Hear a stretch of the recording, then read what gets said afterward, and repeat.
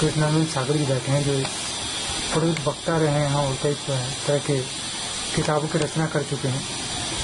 आज हम मनुस्मृति को लेकर के बात करते हैं। जैसे समाज में अलग अलग अफवाहें फैल रही है। मनुस्मृति इसलिए है कि उसे जाति विखंडन में या जो जाति के बिखराव हुए हैं उसका कारण मनुस्मृति है। कई लोग इसे ब्राह्मण का पाखंड भी बताते हैं और उसी पे जानते हैं कि आखिर मनुस्मृति क्या है।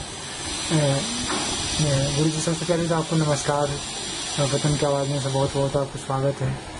गुरु जी, हम लोग जानना चाहते हैं कि क्या जिस प्रकार से लगातार लेख या पाठ्यक्रम में आता जा रहा है कि मनुस्मृति के कारण भारत में जो है जाति व्यवस्था विखंडित हुई है और उसमें ज़्यादातर बताया जाए कि ये ब्राह्मणों का पाखंड है। ब्राह्मणों ने इससे अपना पेट भरने की एक सोर्स बनाया है, जरिया बनाया है, कि ये कितना सही है?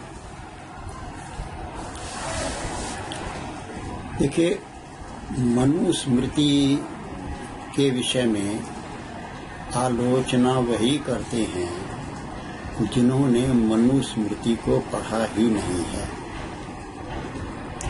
दूसरी बात, जिन्होंने भारतीय इतिहास को भी पढ़ा नहीं। मनु वास्तव में है क्या?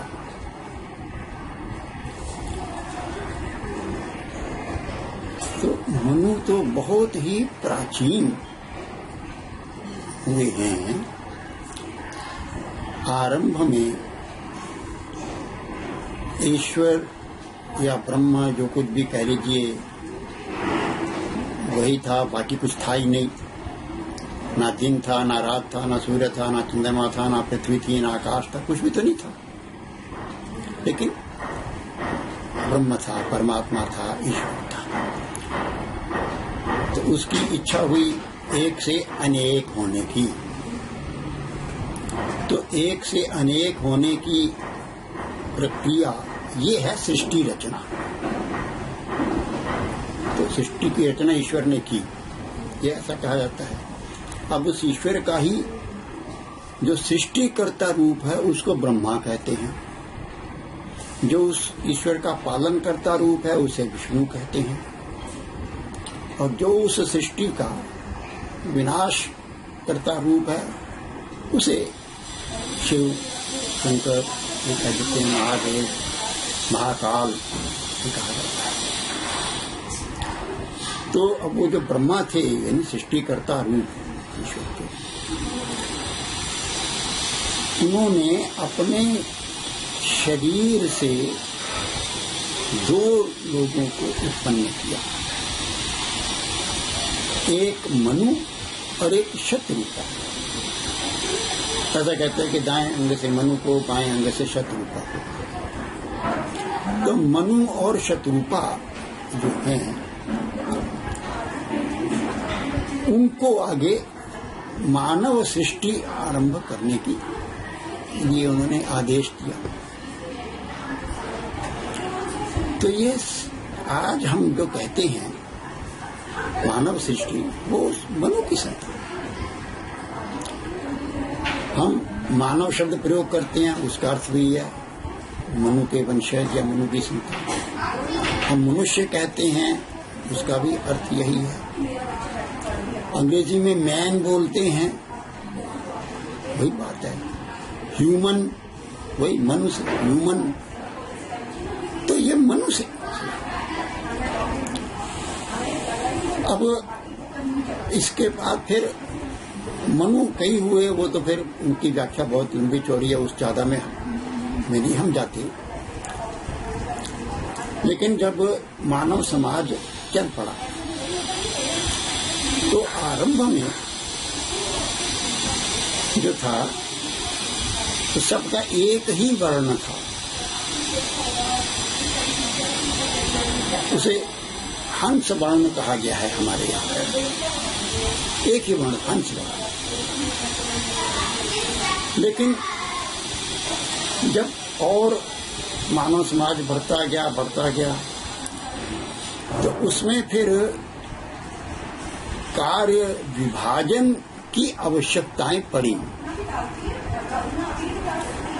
तो फिर विभिन्न मानव समूहों के विभिन्न भिन्न कार्य जो हैं वो निर्धारित किए गए और उन विभिन्न मानव समूहों को यानी 4 मुख्य समूहों में बांटा गया। उसको हमारे यहाँ कहा गया वर्ण। वर्ण का विभाजन किया गया। तो जो लोग ऐसे थे इंटेलेक्चुअल काम करने वाले, विद्वत्ता का काम करने वाले, लिखने वाले, पढ़ने वाले, पढ़ाने वाले और इस प्रकार का चिंतन करने वाले लोग,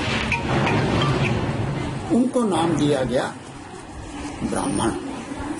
तो ब्राह्मण का अर्थ ही है कि जो ब्रह्म के विषय में चिंतन करता है वो ब्राह्मण। दूसरे वर्ण को नाम दिया गया क्षत्रिय। तो क्षत्रिय इसलिए नाम दिया है कि उस मानव समूह जिनमें यह लगाएगा कि जो भी बाकी सारे जो मानव हैं उनकी सुरक्षा का भार और उस तरह से उसके व्यवस्थाएं बनाना, नियम बनाना, शासन चलाना, ये काम उसके जिम्मे दिया गया। उसको क्षत्रिय नाम दिया गया। फिर तीसरा एक वर्ग, और वो वर्ग है कि सारे समाज के अंदर सब लोगों की आवश्यकता की पूर्ति हो, जिसको जो चाहिए उसको वो मिले, इसकी व्यवस्था हो, यानी वाणिज्य व्यापार। तो अब ये वाणिज्य व्यापार आदि की व्यवस्था करने वाला उसको वणिक कहा गया या वैश्य कहा गया। और चौथा वर्ग ऐसा कि जो विभिन्न प्रकार के इन सब लोगों की सहायता कर सकता है। तो उन सब की सहायक के रूप में जो रहे उसको शूद्र कहा गया। तो ये सब ब्राह्मण, क्षत्रिय, वैश्य, शूद्र, ये समाज के 4 अंग हैं, 4 भाग हैं और ये भाग हमेशा रहे हैं, हमेशा रहेंगे, आज भी हैं।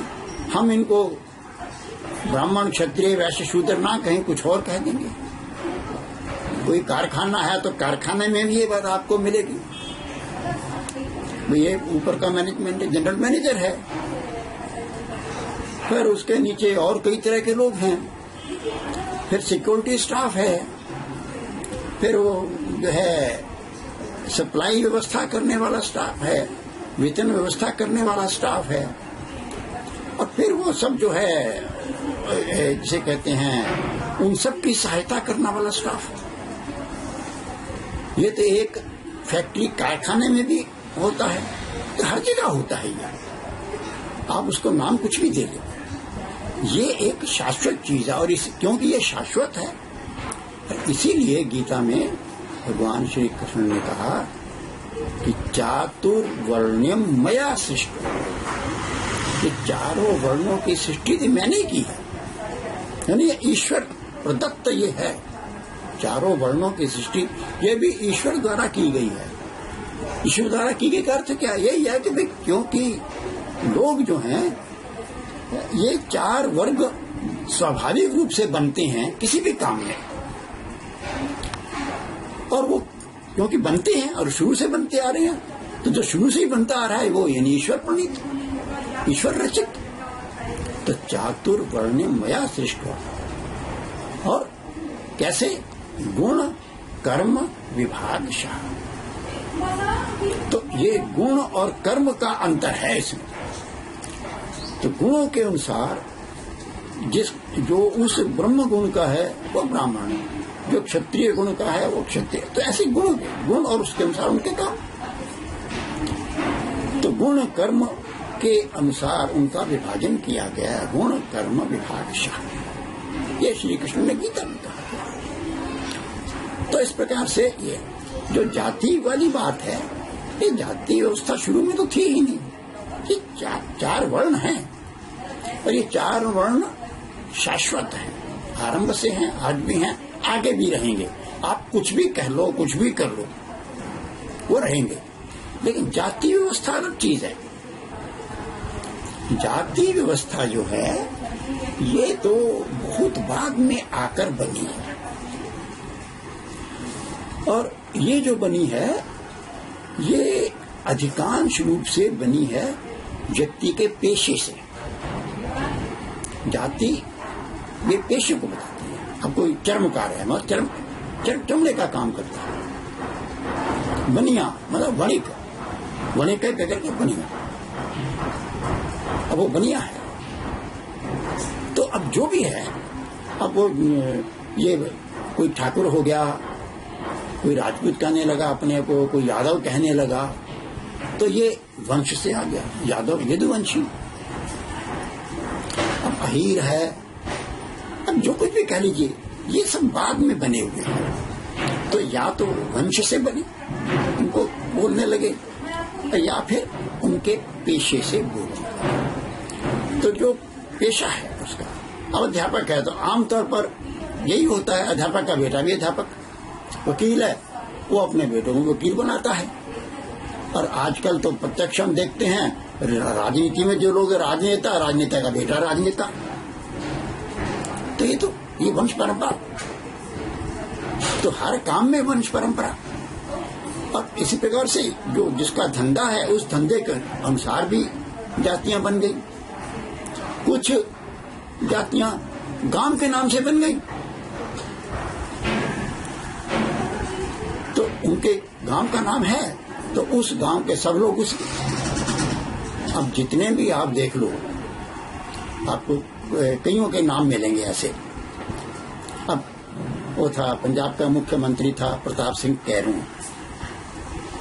तो कैरों क्या था, वो कैरों उसका गांव था। तो ये कई लोगों के नाम आपको मिलेंगे। बाजवा, वो बाजवा गांव है।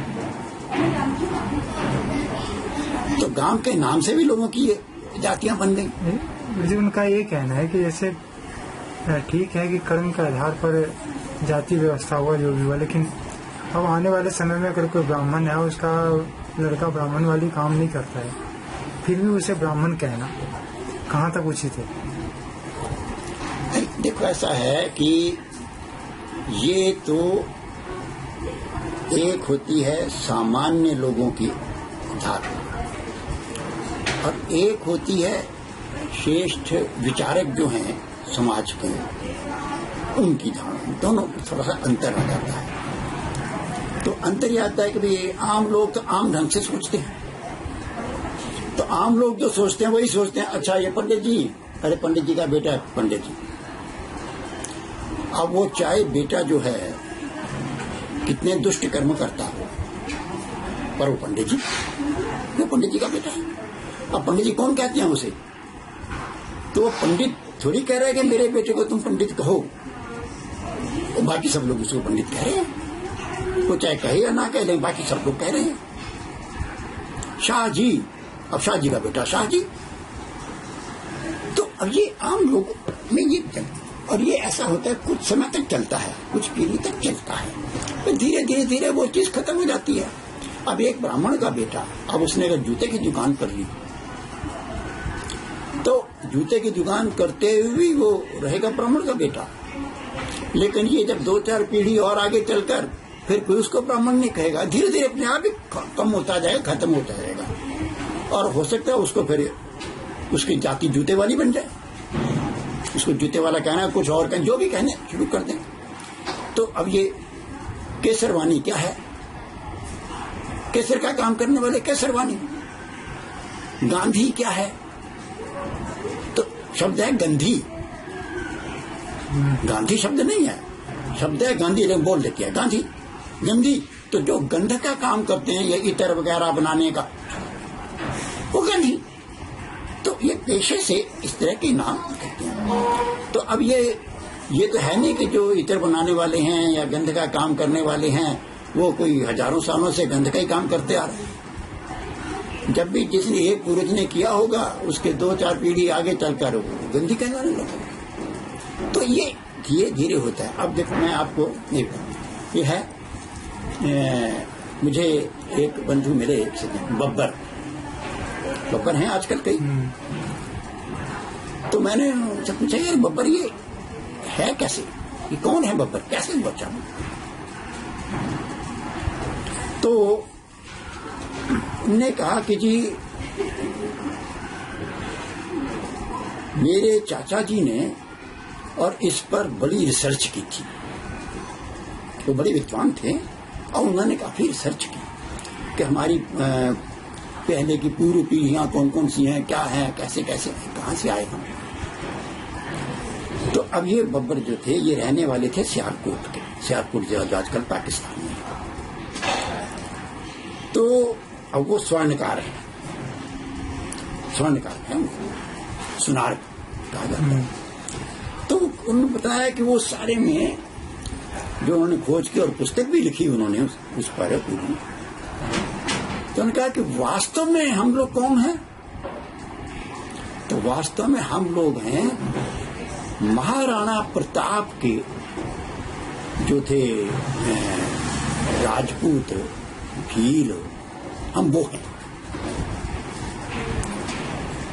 तो महाराणा प्रताप के बाद ये गाड़ी लोहार हो गए। अब ये गाड़ी लोहार जो थे, ये लोहार जो थे वो तो राजपूतों का शस्त्र बनाया करते थे, तो लोहे का काम करते थे, ये शस्त्र बनाते थे। तो महाराणा प्रताप के बाद ये जो हुआ, राणा प्रताप ने प्रतिज्ञा की थी कि जब तक चित्तौड़ जो है उसको हम प्राप्त नहीं कर लेते तब तक जो है मैं धरती पर सोऊंगा वगैरह वगैरह, उन्होंने जो कुछ अपने संकल्प किए थे। तो वो सब गाड़ी लोहार राणा प्रताप के उन सब संकल्पों का पालन करता है। तो हम भी मूलतः वही गाड़ी लोहार हैं। अब उन गाड़ी लोहारों के दो हिस्से हो गए, बाद में कुछ काल के बाद दो हिस्से हो गए। एक तो गाड़ी लेकर चले, नहीं कहीं स्थायी रूप से रहना नहीं, तो वो भी आजकल हैं, अभी भी हैं। तो उनको गाड़ी ही उनका सब कुछ है, घर है, वो कहीं भी जाते हैं चलते हैं अपना, और लोहार का काम करते हैं वो सारे। और कहते कि दूसरी धारा हमारी हो गई। तो हमने क्या धीरे धीरे, पहले तो हम लोहार का ही काम करते रहे, यानी एक जगह पर स्थिर होकर। गाड़ी लोहार स्थिर नहीं है, कहते हमारे पूर्वज बाद में एक जगह स्थिर हो गए और वो स्थिर होकर उन्होंने लोहार का काम शुरू कर दिया। और स्थिर होकर फिर वो जैसे जैसे बढ़ते गए, कोई कहीं गया कोई कहीं गया, फैलते भी गए। तो पंजाब में आ गए कुछ लोग। तो पहले हम लोहार का, फिर लोहार करते करते धीरे धीरे हम ये सोने चांदी के काम में आ गए। तो हम आजकल सुनार हैं। तो मूलतः वो लोहार, लेकिन आजकल सुनार। तो ये, लेकिन ये क्रमशः धीरे धीरे बदलता है। तो इसलिए आज जो ब्राह्मण है, ठीक है, उसके बेटे को भी आप ब्राह्मण कह देंगे, स्वाभाविक रूप से, क्योंकि आप तो उसको परिवार को कह रहे हैं। तो लेकिन 2-4 पीढ़ी भी अगर वही काम करेगा तो उसको कहना बंद कर देंगे।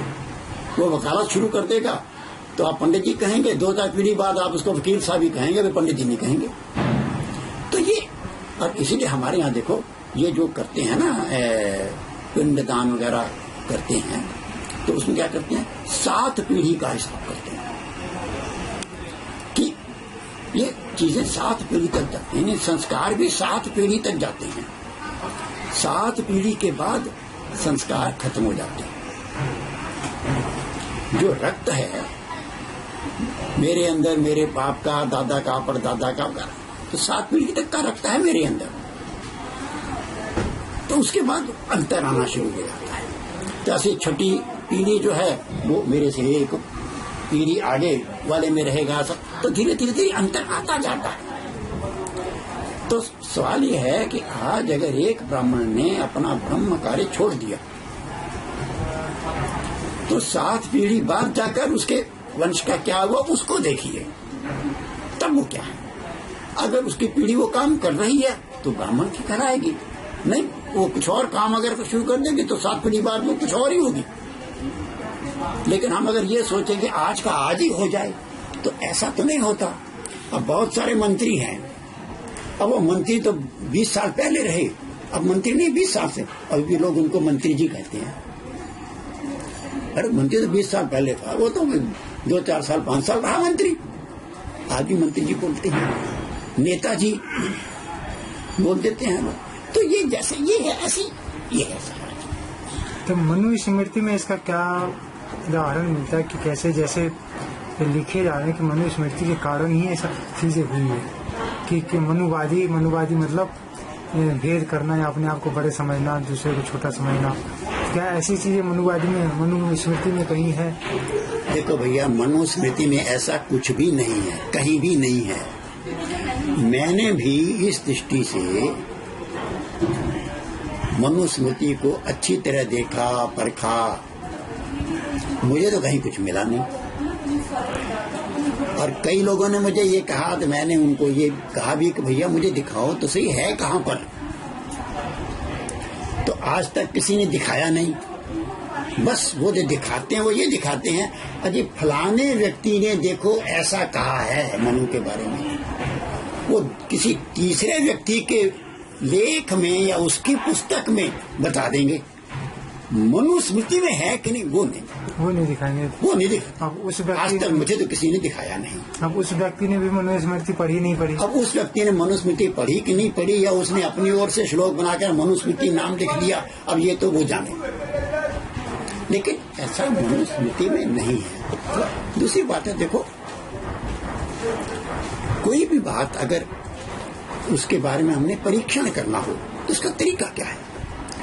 तरीका ये है कि जिस व्यक्ति के बारे में हम वो बात कह रहे हैं वो व्यक्ति कब हुआ था, पहले उसको देखो। जब वो हुआ था उस समय समाज की क्या स्थिति थी, क्या प्रचलित था, उस समय समाज में कौन सा तत्व ज्ञान चल रहा था। उस तत्व ज्ञान के अनुरूप अगर वो बात है कही जाती है तब तो हम मान लेंगे कि वो हाँ भी ऐसा था। लेकिन अगर उस तत्वज्ञान के अनुरूप वो बात नहीं है और कहते हैं उसने ऐसा कहा या उसने किया, तो उसको मानना उचित नहीं। अब मनु वाली बात जो आती है, देखिए मनु का एक दूसरा भी प्रकार है कि जब मानव समाज काफी आगे चला गया तो और तब शुरू में तो सब प्रकार से सभी लोगों की वृत्ति बड़ी श्रेष्ठ थी, उत्तम वृत्ति थी, इसलिए कोई गड़बड़ होती नहीं थी, कोई झूठ नहीं बोलता था, कोई चोरी नहीं करता था, कोई समस्या नहीं थी। लेकिन धीरे धीरे समाज के जीवन में विकृतियां आनी शुरू हो गई। अब वो जो विकृतियां आनी शुरू हुई तो उससे फिर गड़बड़ियां चालू हुई। तो अब ये विकृतियां होना ठीक नहीं है, तो जो गड़बड़ कर रहा है उसको दंडित किया जाए। अब दंडित कौन करे? दंड की व्यवस्था ही नहीं थी कोई, क्योंकि कोई गलत काम करता ही नहीं था पहले। जब गलत काम करता ही नहीं था तो गलत काम करने का दंड देने की व्यवस्था कहाँ बनेगी? तो ऐसी कोई व्यवस्था थी ही नहीं। तो इसलिए उस समय के जो भी होंगे श्रेष्ठ विचारक मनीषी, वो मिलकर बैठे, उन्होंने इस पर विचार किया कि ऐसे ऐसे सब गड़बड़ियां चल रही हैं, तो इसको कैसे बंद किया जाए। तो बंद करने का तरीका यह है कि जो गलत काम करे उसको दंड दिया जाए। पर दंड कौन दे?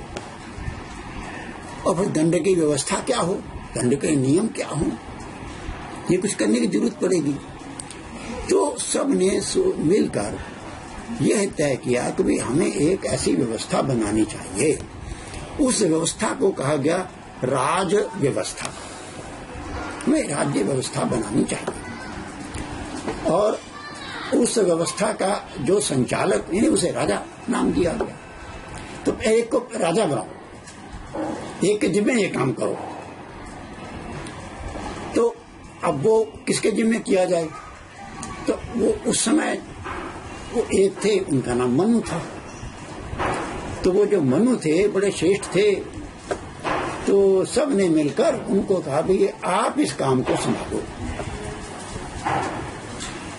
तो उनके जिम्मे ये काम दिया गया, यानी उनको पहला राजा बनाया, प्रथम राजा ये मनु। अब वो जो मनु पहले राजा बने, तो अब केवल राजा बनने से तो उन्हें व्यवस्थाएं बनानी थी। तो इसलिए उन्होंने फिर विभिन्न व्यवस्थाएं बनाई समाज की, कि समाज कैसे चले, क्या हो, राज्य व्यवस्था क्या हो, कौन क्या काम करे, और जो फिर वो करता है तो अगर गलत करता है तो उसको फिर दंड दिया जाए। यानी दंड व्यवस्था ये उसने बनाई। तो वो है मनुस्मृति। वो जो प्रथम राजा थे मनु ने तो सब लोग किस प्रकार से चले, तो सब मनुष्यों के कर्तव्य निर्धारित किए उन्होंने। सब मानव समूहों के कर्तव्य निर्धारित किए, किसको क्या करना चाहिए, किसको क्या नहीं करना चाहिए वगैरह। ये फिर उन कर्तव्यों से जो हटकर काम करेगा वो गड़बड़ कर रहा तो उसको दंड दिया जाएगा। तो उसको फिर दंडित करने का अधिकार उस मनु को, नहीं राजा को। तो मनु ने वो सारी जो व्यवस्थाएं में, तो वो जो व्यवस्थाएं बनाई हैं मानव जीवन के लिए हैं, वो कोई भारत में रहने वालों के लिए या इंग्लैंड में रहने वालों के लिए अलग, ऐसा कुछ नहीं। तो मानव समाज जो उस समय था, तो मानव समाज के लिए व्यवस्थाएं बनाई, उसको मनुस्मृति कहा गया है। तो अब उसमें ना तो जाति व्यवस्था आती है, ना कोई और व्यवस्था आती है। तो समाज में गड़बड़ियां चालू हो रही थी, वो गड़बड़ियां ना हो, और व्यवस्था जैसे समाज पहले चल रहा था सतयुग में वैसा चलता रहे, इसके लिए मनुस्मृति है। न समस्त मानव के कल्याण हेतु है। तो फिर ये जो जोड़ के देखा जा रहा है, वो कहीं न कहीं जो समाज के मन में इसे विकृति आ रही है, विकृति का खास करके जो सनातन धर्म से हट के हैं, जो इनके वो कहीं न कहीं इन चीज पे छद्म युद्ध कर रहे हैं, प्रयोग कर रहे हैं कि तुम्हारे मनुवादी सोच जो है वो तुम्हारी जाति व्यवस्था को खंडन वो कर रहे हैं, जाति व्यवस्था बांट दिया है, तुम्हारे साथ शोषण हो रहा है सब मानव। तो ऐसा कहीं भी मनुस्मृति में है कि जो वर्ण के हिसाब से है या जाति तो कहीं भी है ही नहीं, जैसा आपने कहा। तो ऐसा कहीं है कि उसी चीज को चलता रहेगा, बदलाव नहीं होगी। देखो, अब मनु ने तो राजा के कर्तव्य भी बताए, है ना, राजा को क्या क्या करना चाहिए, काफी डिटेल में है उसे मनुस्मृति में। लेकिन मैं आपको केवल एक ही उसका उदाहरण देता हूं। उनका एक श्लोक है, आप्ताः सर्वेषु वर्णेषु कार्याः कार्येषु साक्षिणः सर्वधर्म विदो लुब्ध विपरीतास्तु वर्णयेत्। अब इसका अर्थ है, सब वर्णों में, सभी वर्ण चारों वर्णों में, सब वर्णों में धार्मिक, विद्वान, निष्कपटी, सब प्रकार धर्म को जानने वाले, लोभ रहित सत्यवादियों को न्याय व्यवस्था में साक्षी करे, इनसे विपरीतों को कभी ना करे। यानी राजा, तो राजा क्या करे, तो हर वर्ण में जो धार्मिक हैं, जो विद्वान हैं, जो निष्कपटी हैं और जो धर्म को जानने वाले हैं, उनको वो साक्षी बनाए। साक्षी मतलब गवाह। तो अगर कहीं गवाही की जरूरत पड़ती है किसी मामले में, तो साक्षी किसको होना चाहिए? कोई भी ऐरा गहरा नथु खैरा, जैसे कोर्ट में हो रहा है, जैसे आजकल होता है, तो ये आजकल है ये नहीं। तो साक्षी में भी ये देखना होगा कि वो ठीक होना चाहिए, अच्छा होना चाहिए, वो किसी भी वर्ण का है, यानी वो चाहे ब्राह्मण वर्ण का है, चाहे वो शूद्र वर्ण का है, इसमें कोई अंतर नहीं किया उन्होंने। ये नहीं कि ब्राह्मण वर्ण का तो ऐसा हो और शूद्र का हो तो ऐसा हो, नहीं। ब्राह्मण में भी अब ये बात तो कही है कि वो धार्मिक होना चाहिए, विद्वान होना चाहिए, निष्कपटी भी होना चाहिए। ये नहीं बड़ा विद्वान और है कपटी, तो कपटी भी नहीं चलेगा। इसी प्रकार से जो ये है शूद्र भी है, तो विद्वान, जब विद्वान होना चाहिए तो इसका अर्थ क्या है? तो आमतौर पर जब हम बात आजकल आज के इतनी शूद्री करते हैं तो जी उसको तो बिल्कुल पढ़ाना नहीं चाहिए, ये नहीं करना चाहिए। लेकिन यहाँ तो क्या है कि उसी शूद्र की को साक्षी बनाना चाहिए जो विद्वान हो। उसमें भी विद्वानों की बात की गई। जबकि आजकल कहा जाता है कि इन लोगों ने, ब्राह्मणों ने उनको शिक्षा से दूर रखा है, मनुस्मृति में इनसे शिक्षा से दूर रखा है, कि यहाँ विद्वानों की बात हो रही है, विद्वान की बात की जा रही है। तो ये आजकल के कुछ लोगों ने जो हिंदू समाज में विघटन करना चाहते हैं, वो इस तरह की कुछ ना कुछ बातें बनाकर बोल देते हैं। अब आम लोगों को कुछ पता नहीं होता। अब मनुस्मृति कितना ने पढ़ी, बहुत कम। अगर मनुस्मृति को एक लाइन में समझना पड़े तो कैसे समझे उसको? मनुस्मृति सीधा सा भैया मानव धर्म है, मानव धर्म को बताने वाला ग्रंथ है मनुस्मृति। जो मानव समाज है उसको किस प्रकार से चलना चाहिए, वो है मनुस्मृति। अब आज का यह कोरोना का वाला मामला हो रहा है, तो क्या है भाई, आखिर यही कहा जा रहा है ना, साफ सफाई रखो, शुद्धता रखो, ये ना करो, वो ना करो। तो अब ये जो कहा जा रहा है क्या है, स्वच्छता क्या है? ये मनु ने धर्म के 10 लक्षण बताए मनुस्मृति में। जो धर्म के 10 लक्षण,